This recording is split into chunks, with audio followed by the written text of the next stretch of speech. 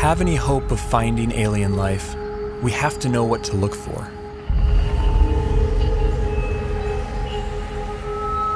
But where do we begin? How do we narrow down a seemingly infinite set of possibilities?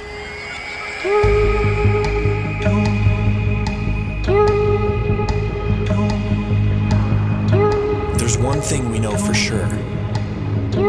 Nature will have to play by her own rules. No matter how strange alien life might be, it's going to be limited by the same physical and chemical laws that we are.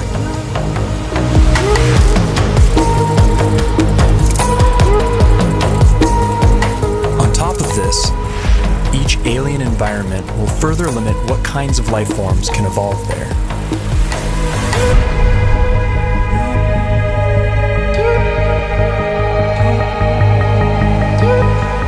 Despite these natural boundaries, the possibilities are staggering to imagine. Trillions of planets, each a unique cauldron of chemicals undergoing their own complex evolution.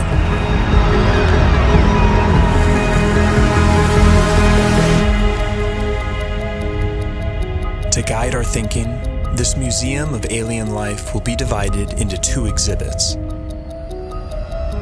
Life as we know it, home to beings with biochemistries like ours, and life as we don't know it, home to beings that challenge our concept of life itself.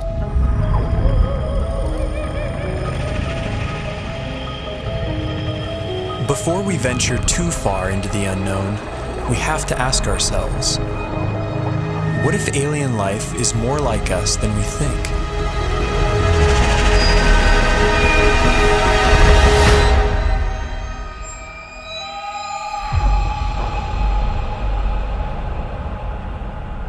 If there's one feature that unites us with the other specimens in this museum, it's carbon. Carbon is ubiquitous. It's one of the most common elements in the universe, and it's very good at forming large, stable molecules. Carbon has the rare ability to form four-way bonds with other elements and to bind to itself in long, stable chains, enabling the formation of huge, complex molecules.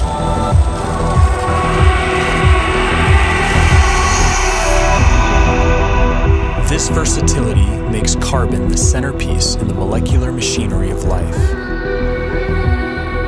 And the same carbon compounds that we use have been found far from Earth, clinging to meteorites and floating in far-off clouds of cosmic dust. The building blocks of life, drifting like snow through the universe.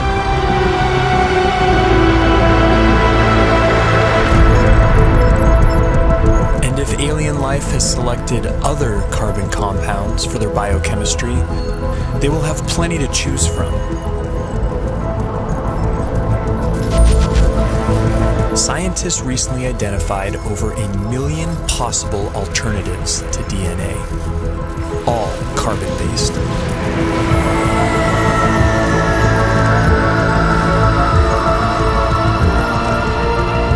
If we ever discover other carbon-based life forms, we would be fundamentally related. They would be our cosmic brethren. But would they look anything like us? If they hail from Earth-like planets, we could share even more in common than just our biochemistry. What would life be like on other planets if it has evolved? Would it be like the world today here on Earth? Or would it be completely different? There are those who argue that from the argument of convergent evolution, if conditions on other planets are similar to here, then we would see very similar life forms. Animal and plant-like organisms that look very familiar.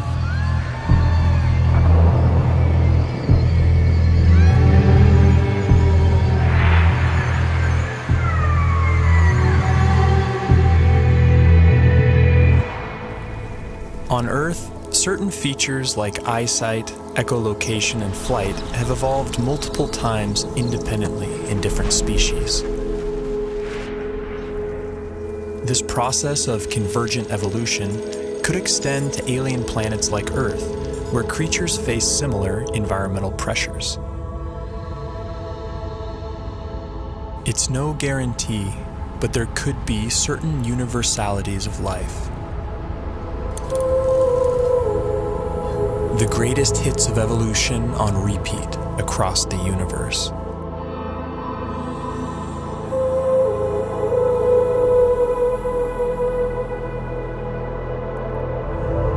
Each feature would be attuned to its local environment.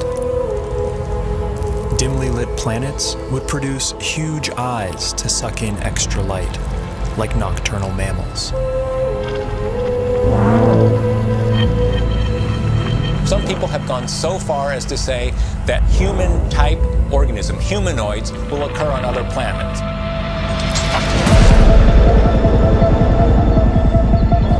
The existence of other human-like organisms seems unlikely, given the long, convoluted chain of events that produced us. But we can't rule it out.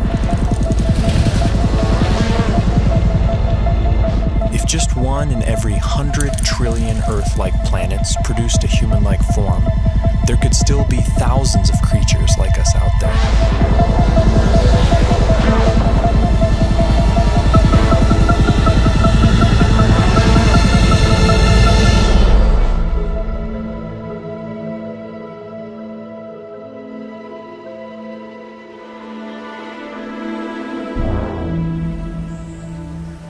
Convergent evolution is also rampant in plant life, and C4 photosynthesis has arisen independently over 40 times.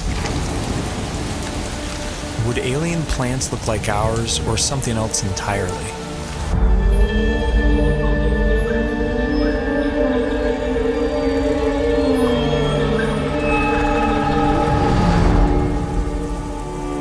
On Earth, plants appear green because they absorb the other wavelengths in the sun's light spectrum. But stars come in many colors. And alien plants would evolve different pigments to adapt to their sun's unique spectrum.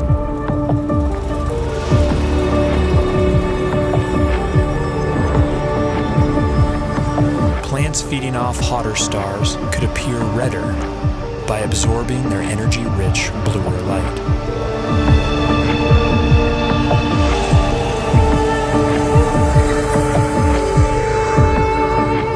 Around dim red dwarf stars, vegetation could appear black, adapted to absorb all visible wavelengths of light.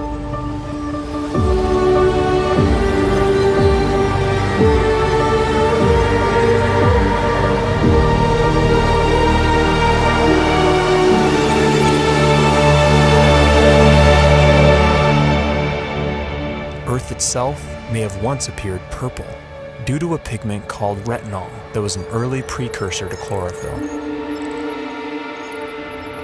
Some think that retinol's molecular simplicity could make it a more universal pigment. If so, we may find that purple is life's favorite color.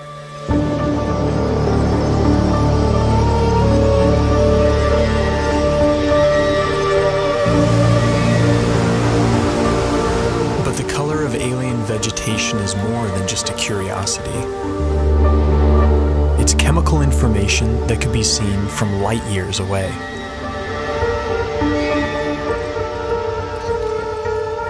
Earth plants leave a signature bump in the light reflected off our planet. Finding a similar signal from another world could point the way to alien vegetation.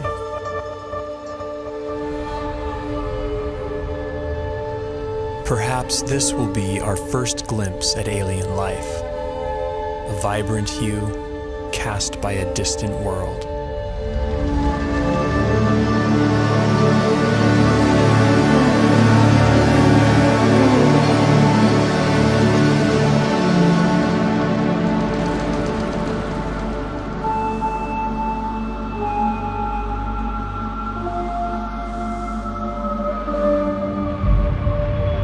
What happens when you change the day length of a planet? What happens when you change the tilt of a planet? What happens when you change the shape of the orbit? What happens when you change the gravity of a planet? Planets with long elliptical orbits would see drastic seasons. There could be worlds that appear dead for thousands of years, then suddenly spring to life.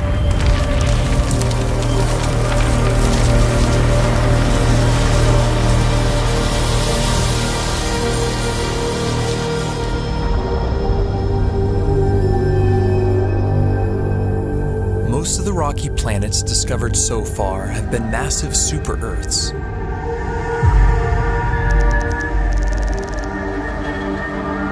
How would life evolve on these worlds? In the seas, gravity may not matter much at all.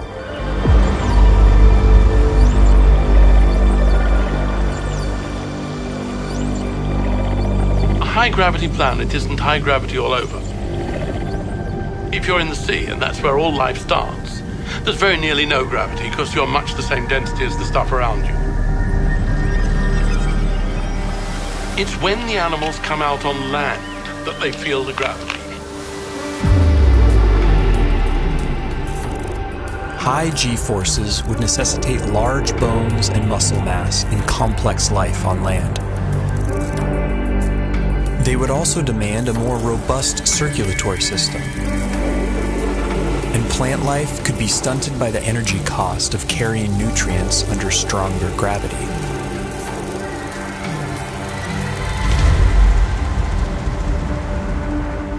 Low-gravity planets would more easily lose their atmospheres to space and lack a magnetic field to protect from cosmic rays.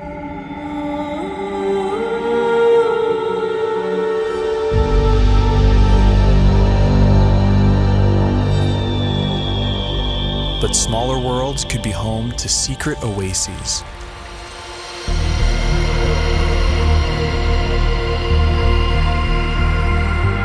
Huge cave systems that provide hideouts for life.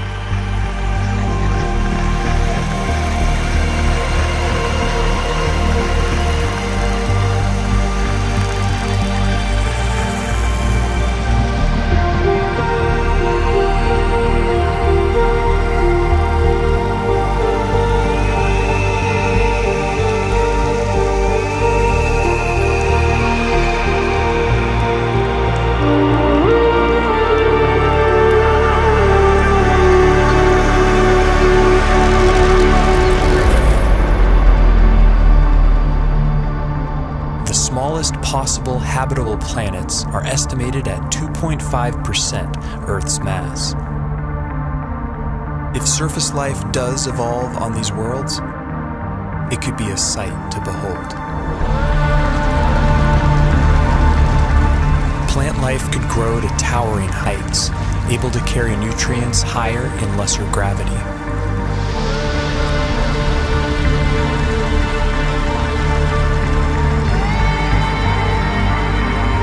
Without the need for bulky skeletons and muscle mass, animals could have body types that boggle the mind.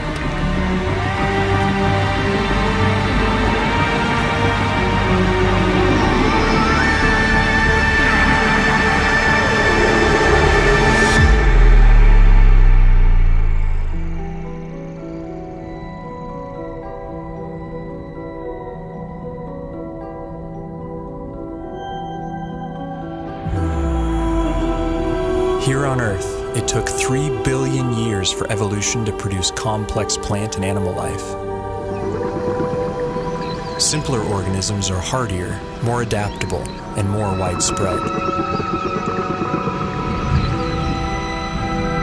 The largest collection in the Museum of Alien Life would likely be the Hall of Microbes.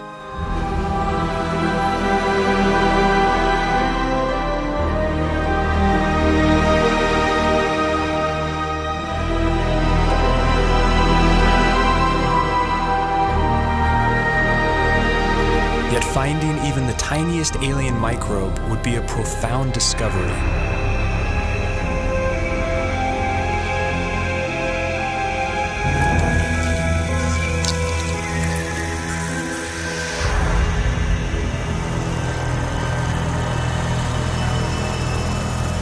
and bite-sized life could leave a big footprint.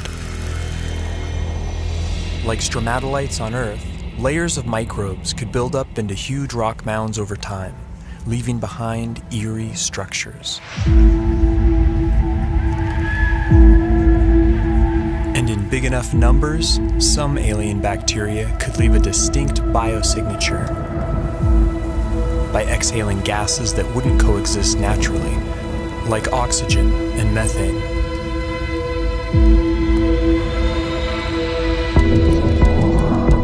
There's ways to make oxygen without life, there's ways to make methane without life, but to have them in the atmosphere together is almost impossible unless you've got biology making those gases at the surface. And it would have an imprint on the planet's spectrum of colors. Next-generation space telescopes could find a signal like this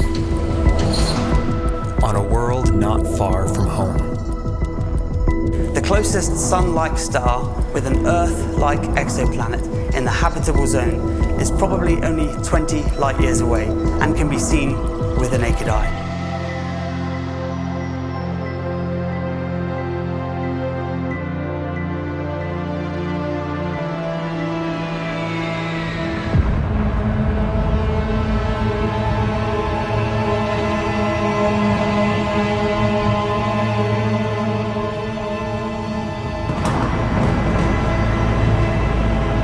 Most brown dwarfs are too hot to support life as we know it, but some are just cold enough.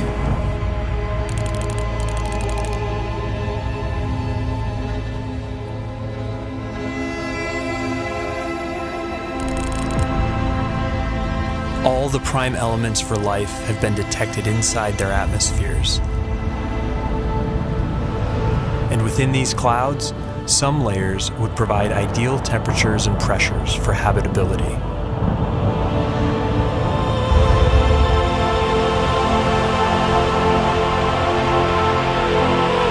There could be photosynthetic plankton in these skies, kept aloft by churning upwinds.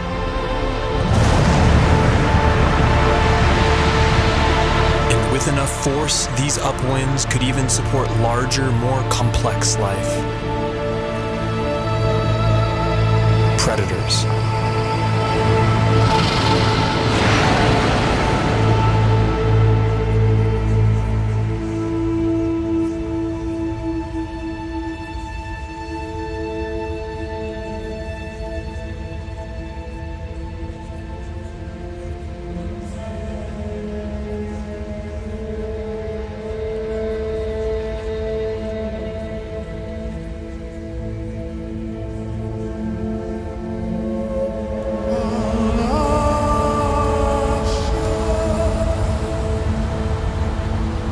This raises a crucial question. What if we've been looking in all the wrong places? What if nature has other ideas?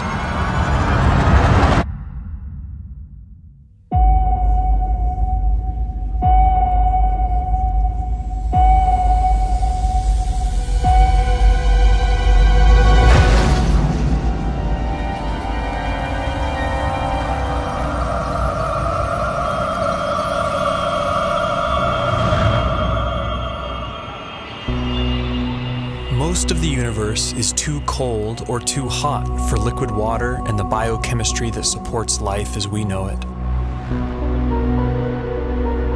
But in case our biases are misleading, we have to cast a wide net to search for life outside the habitable zone, in places that seem wildly hostile to us.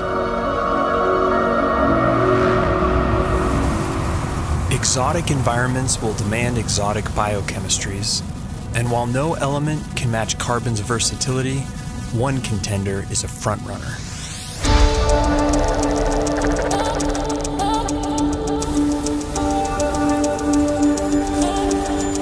At first glance, silicon seems similar to carbon.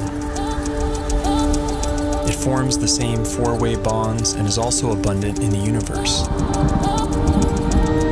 But a closer look reveals that these two elements are false twins.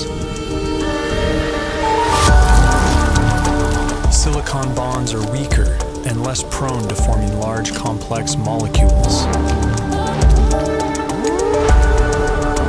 Despite this, they can withstand a wider range of temperatures, opening up intriguing possibilities. Life based on the silicon atom instead of carbon would be more resistant to the extreme cold, providing a whole new range of weird forms. But silicon has a problem. In the presence of oxygen, it binds into solid rock.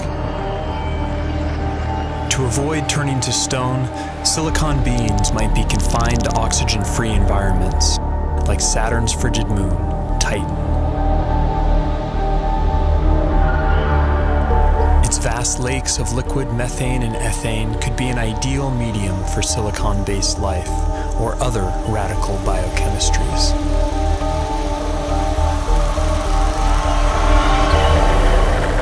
Without ample sunlight, beings on worlds like Titan would likely be chemosynthetic, deriving their energy by breaking down rocks.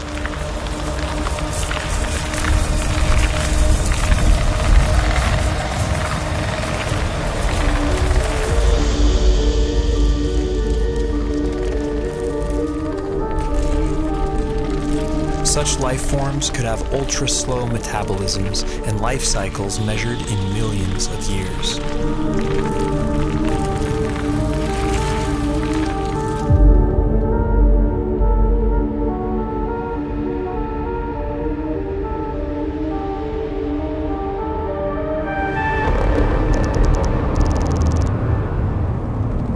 High temperatures, typically rigid silicon-oxygen bonds become more flexible and reactive, triggering more dynamic chemistry.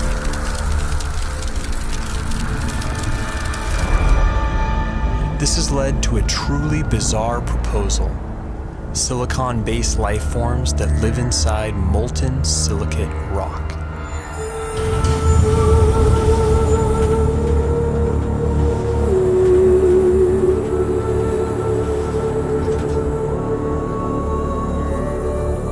In theory, these forms could even exist deep beneath the Earth inside magma chambers as part of a shadow biosphere. If so, then the aliens are right under our noses. Other shadow biospheres have been proposed, forms of life living alongside us that we don't even know are here, including tiny RNA-based life small enough to go undetected by existing instruments.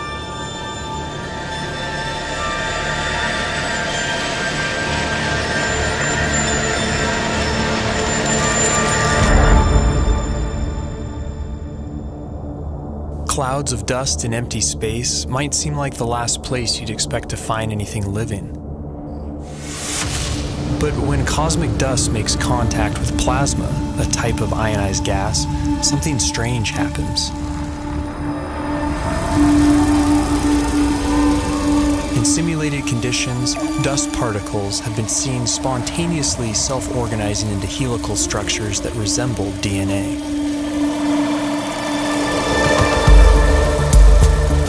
These plasma crystals even begin to exhibit lifelike behavior, replicating, evolving into more stable forms, and passing on information.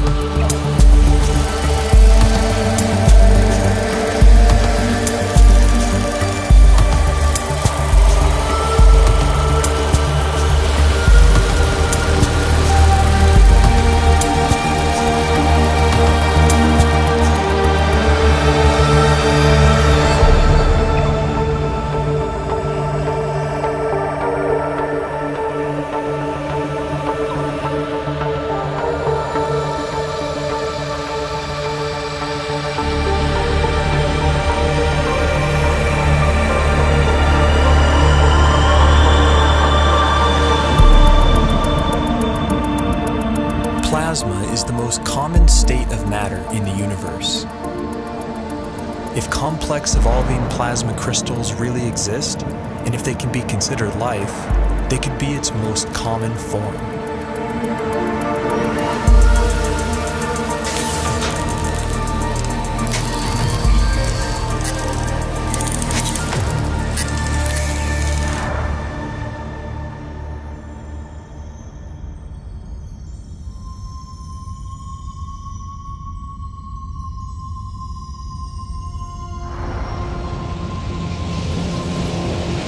massive suns explode, some collapse into ultra-dense cores called neutron stars. Hulking masses of atomic nuclei crammed together like sardines. Conditions on the surface are mind-boggling. Gravity is 100 billion times stronger than Earth's. But beneath their iron nuclei crust lies something strange. A hot, dense sea of neutrons and subatomic particles.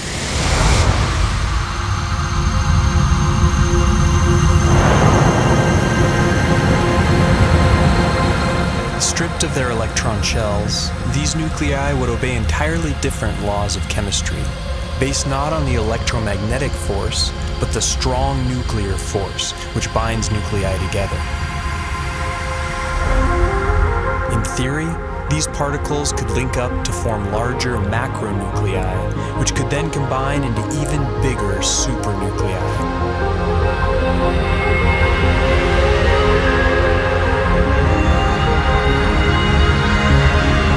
If so, then this bewildering environment would mimic the basic conditions for life: heavy nucleon molecules floating in a complex particle ocean.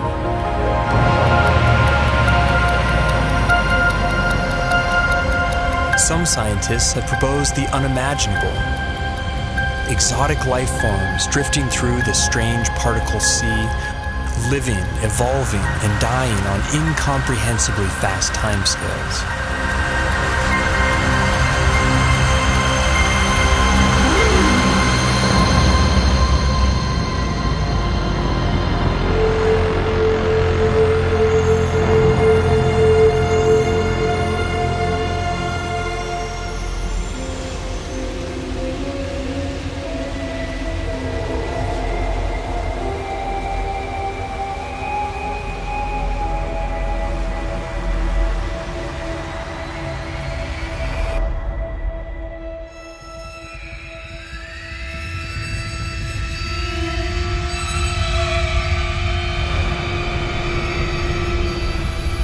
Life is not something that has to evolve naturally. It can be designed.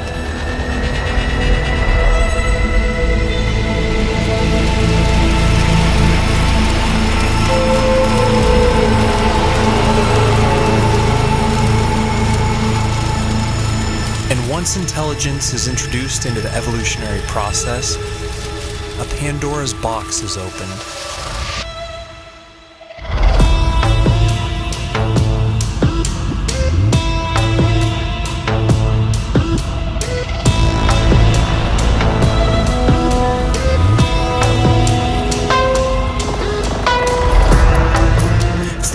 Typical biological limitations, synthetic and machine-based life could be the most successful of all. It could thrive almost anywhere, including the vacuum of space, opening up vast frontiers unavailable to biological organisms.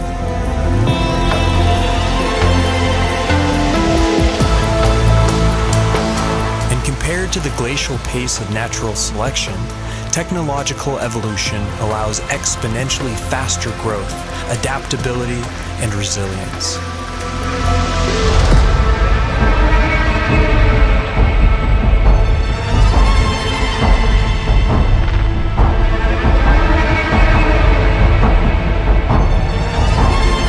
By some estimates, autonomous self-replicating machines could colonize an entire galaxy in as little as 1 million years.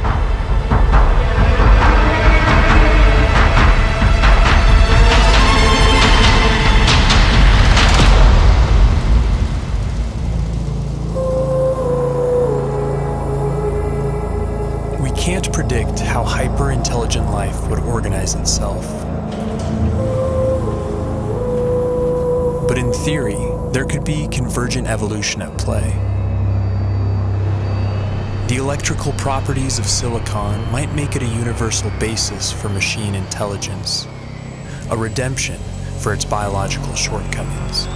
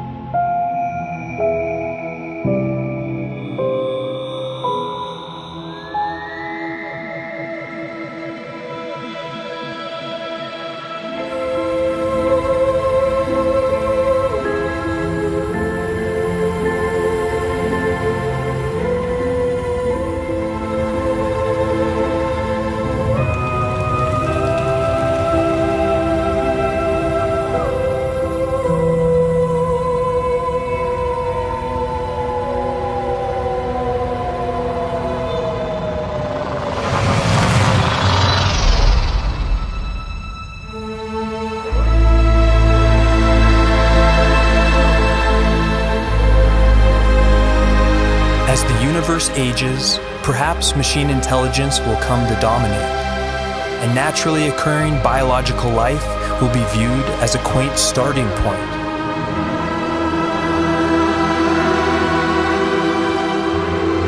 Perhaps we ourselves will lead this transition, and the great human experiment will be merely a first link in a sprawling intergalactic chain of life.